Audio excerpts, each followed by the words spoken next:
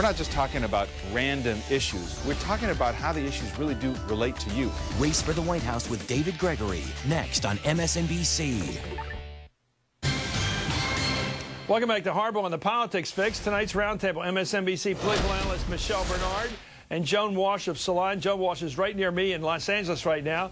The Politico website reported that the RNC, that's the Republican National Committee, has been spending big bucks for Sarah Palin's clothing and accessories. They spent more than $49,000 at Saks in New York and St. Louis, $75,000 in Neiman Marcus. They keep spending. It's apparently up over $150,000 just in a month. I guess the question is, why do they sell this woman as the woman next door, the hockey mom, if you will, the regular person who's coming in and out of nowhere, far from the big cosmopolitan areas, dress her up cosmopolitan to look like Jackie Kennedy? What's the game here, and is it important? I want to ask Michelle Bernard.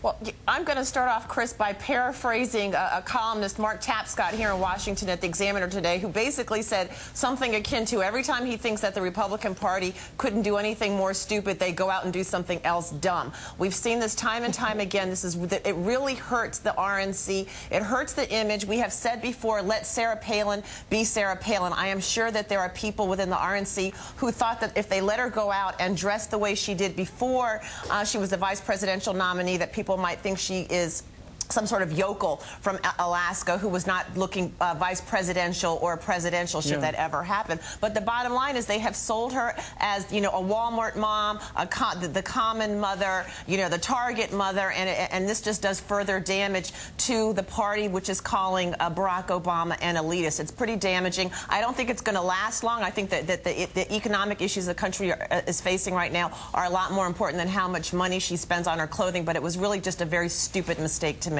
Well, what do you make, Joan, of this? Because it seems to me you either have a situation of Eliza Doolittle, someone who's being confected, created to look cosmopolitan, created to look sort of big city, and informed. And those things don't always go together. Certainly wealth and style may have nothing to do with substance. But when I see somebody, when they have all this money and building her up to look like a fashion plate, and don't spend 5 minutes sitting her down with a copy of the Constitution, with a simple reading of what a vice president's supposed to do, I do worry they got their priorities wrong. I'm sorry, I'm laughing.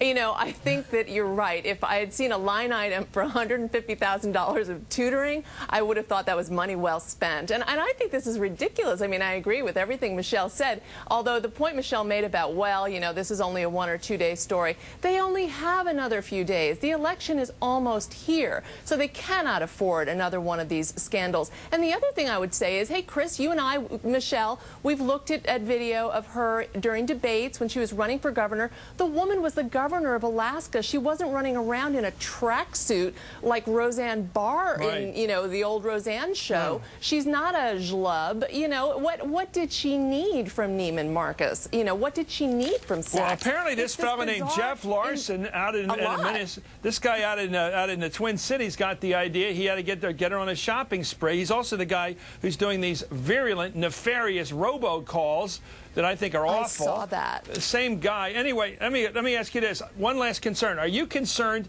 that she has this extra constitutional notion of the vice presidency and the authority of that office, Michelle?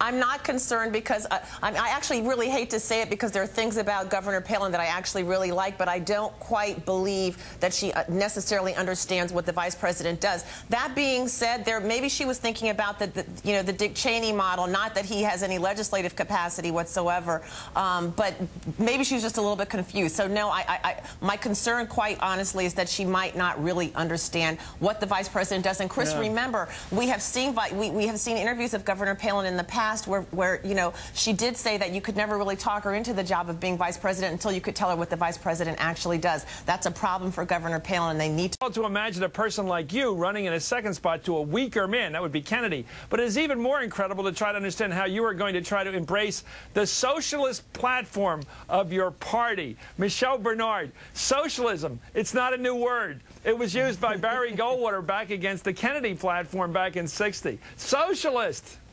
Absolutely, and John McCain has said time and time again that he's a Barry Goldwater Republican, and that is his hero. You know, the message of socialism and the accusations thrown at Barack Obama really work with the Republican base, or at least certain elements of the base. So to that extent, one can see why the McCain campaign keeps throwing that word out. But the bottom line is, if you look at the polls, it is not a message that is resonating with independents or with Reagan Democrats, and they've got to look for a new message. Joan?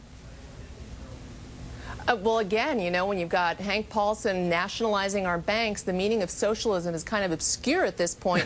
And it's obscure anyway, Chris, you know? I know. As Michelle points out, I mean, this appeals to an older Democrat.